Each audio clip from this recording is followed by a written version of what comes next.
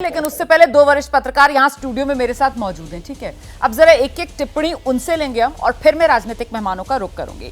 अभय sir, पहले आप आ जाइए। ये पूरा का पूरा मामला गिरफ्तारी के बाद से लेकर और बल्कि मनीष सिसोदिया की गिरफ्तारी से ही वो जो सियासी आरपार शुरू हुआ था, आज सुप्रीम कोर्ट से अरविंद केजरीवाल को अंतरिम जमानत मिलती है ईडी वाले मामले में।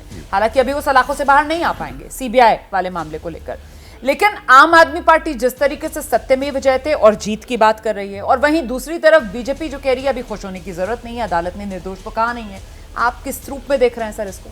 देखिए, लड़ाई का जो कानूनी पक्ष है उस पर कहने की कोई हैसियत मेरी नहीं है, मेरी ऐसी जानकारी नहीं है कि उसमें मैं बहुत विश्वास के साथ कह सकूं। लेकिन लड़ाई का जो राजनीतिक पक्ष है उस पर जरूर मैं कुछ कहूंगा, और उसका संबंध कानूनी पक्ष से भी है, अदालतों से और उनके रवैये से भी है, और जो पार्टियां बात कर रही हैं उनसे भी है। देखिए, जिस दिन राउज एवेन्यू की निचली अदालत ने पीएमएलए कानून के तहत अरविंद केजरीवाल के ऊपर जो मुकदमा था, उस मुकदमे के अंदर उनको नियमित जमानत दी, वो अंतरिम जमानत नहीं थी, नियमित जमानत दी, उसी दिन मेरे सामने कम से कम ये साफ हो गया था कि माहौल बदल रहा है। जो बदले हुए राजनीतिक माहौल का एक और बड़ा प्रमाण दिखाई पड़ा।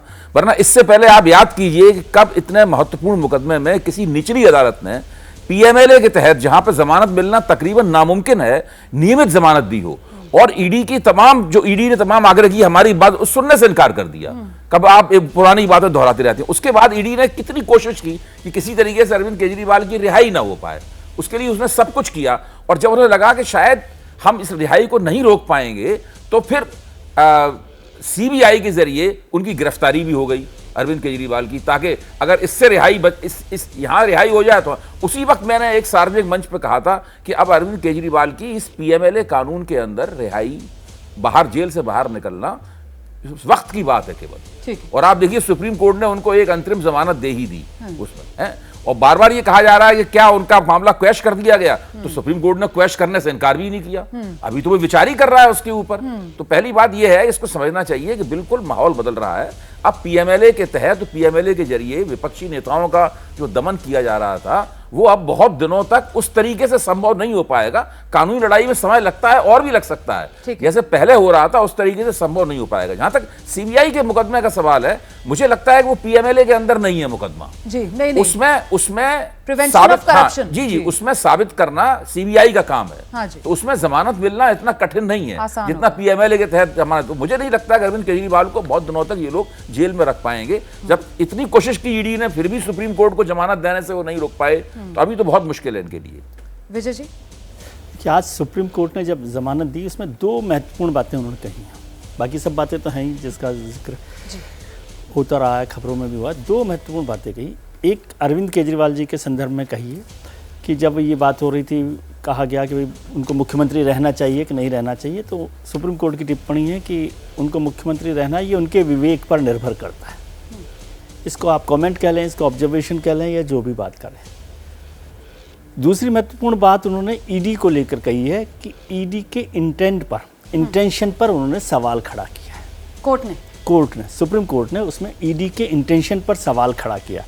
तो ये बहुत महत्वपूर्ण बात है ईडी को लेकर, एजेंसी को लेकर। सर, आप ये कह रहे हैं कि सुप्रीम कोर्ट ने आज अपनी ऑब्जर्वेशंस में जांच एजेंसी, इन्फोर्समेंट डायरेक्टरेट, उसकी इंटेंशन, उसकी नीयत पर कहीं ना कहीं सवाल खड़ा किया है कि भाई ये क्यों, एक तो 90 दिन तक वो चलता रहा, उसी के बाद उन्होंने अंतरिम जमानत दी, केस को आगे नहीं बढ़ाया गया है, किस तरह से सारा हुआ। तो उन्होंने इंटेंशन पर, कि ये इंटेंशन इस पर ठीक नहीं है उन्होंने नहीं कहा, लेकिन ऑब्जर्वेशन में इंटेंट पर क्वेश्चन मार्क किया। तो ये दोनों महत्वपूर्ण बातें ये अभय जी की उस बात से आगे बढ़ाती है कि अब उनके लिए जेल से बाहर निकलने का समय का ही बात होगी कि कितने समय होगी, जैसे वक्त की बात है। और ईडी और सीबीआई में फ़र्क यह है कि जैसे राजेश जी ने भी कहा, सब लोग भी जानते हैं कि पीएमएलए मामले में जमानत मिलना मुश्किल काम था। सीबीआई वाले मामले में कोई इतना मुश्किल काम नहीं है। वैसे वो 17 जुलाई को होने वाली थी, अब वो फिर बढ़ गई है, 25 जुलाई तक हो गई है। तो 25 जुलाई के बाद वहां पर हो जाएगा कि किस तरह से होता है। अब आम आदमी पार्टी को तय करना है कि क्या वो सुप्रीम कोर्ट की इस ऑब्जर्वेशन को, कि विवेक पर निर्भर करता है, इस विवेक को वो कैसे लेते हैं, क्योंकि ये विवेक की पार्टी है पूरी की पूरी, वो किस तरह से करती है। और Bharatiya Janata party central agencies के मिसयूज के लिए इंटेंट शब्द के इस्तेमाल को कैसे देखती है। ये दोनों बहुत महत्वपूर्ण बातें हैं। लेकिन एक राजनीतिक बदलाव भी दिखाई दे रहा है।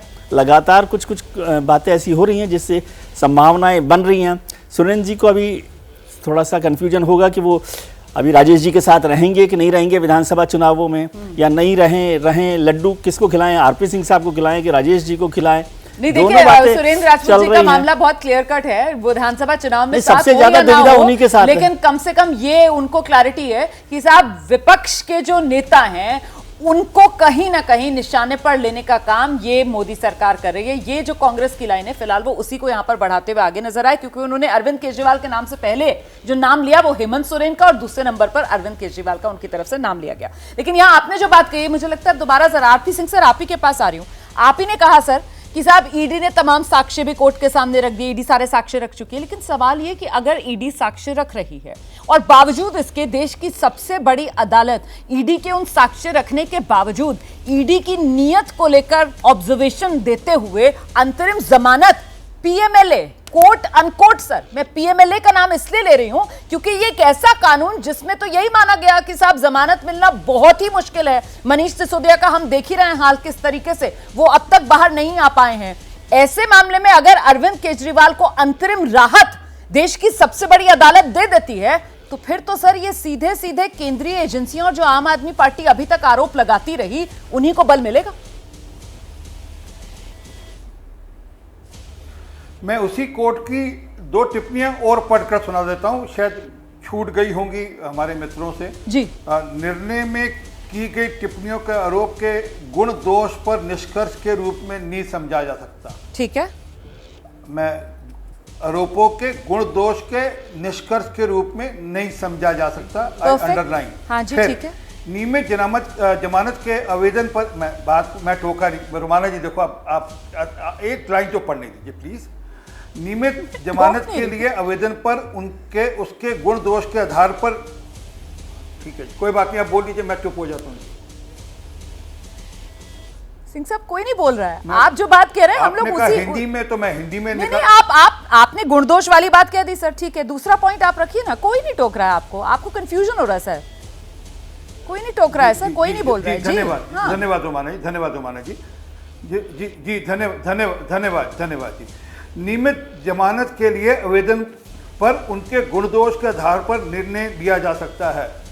ये इंटरिम रिलीफ है, ये बेल इंटरिम बेल है, बेल नहीं है। उनका नियमित जमानत के लिए उनके गुण दोष, अभी उस पर फैसला आना है। जो आपने पसंद किया ना कि ईडी ने अगर सबूत पेश किए हो, नहीं परफेक्ट सर, आपने बहुत अच्छी बात ये कह दी है कि साहब गुण दोष को लेकर अभी अदालत ने कोई फैसला नहीं सुना है, और ऐसे में बीजेपी की तरफ से कहा जा रहा है कि अदालत ने निर्दोष नहीं कहा, लेकिन फिर सर पलटकर यह पूछा जाएगा कि बीजेपी और आप दोनों से ही सवाल होगा सर, मतलब बीजेपी से पूछा जाएगा कि अदालत ने निर्दोष नहीं कहा, लेकिन अदालत ने दोषी भी नहीं कहा है। अदालत ने दोष और निर्दोष, गुण या दोष, उस पर फैसला नहीं सुना है ना सर।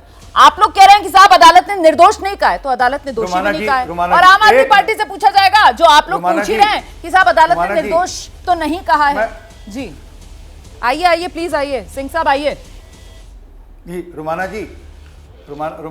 जी, एंकर की जगह वकालत वाला काम आप नहीं कर सकती। मैं डिबेट करने आता हूँ, पार्टी रिप्रेजेंट करता हूँ, वकालत वाला काम मैं भी नहीं कर सकता। कोर्ट के अंदर जब सबूत का मामला चलता है, जब सारे सबूत पेश किए जाते हैं, तो ट्रायल कोर्ट में होते हैं, सुप्रीम कोर्ट में नहीं होता। वो ट्रायल कोर्ट में ही सबूतों के ऊपर फैसला लिया जाएगा, वो सुप्रीम कोर्ट उससे फैसला नहीं देता। सुप्रीम कोर्ट तो सिर्फ जो टिप्पणी दी है वो ये कह रही है कि हम जो दोष या जो सबूत हैं उसके आधार पर जो बेल मिलनी है वो बाद में तय करेंगे। अभी तो सिर्फ इसलिए इंटरिम बेल दे रहे हैं कि जब मामला अगली कोर्ट तक जाएगा। आप बिल्कुल सही कह रहे हैं सर।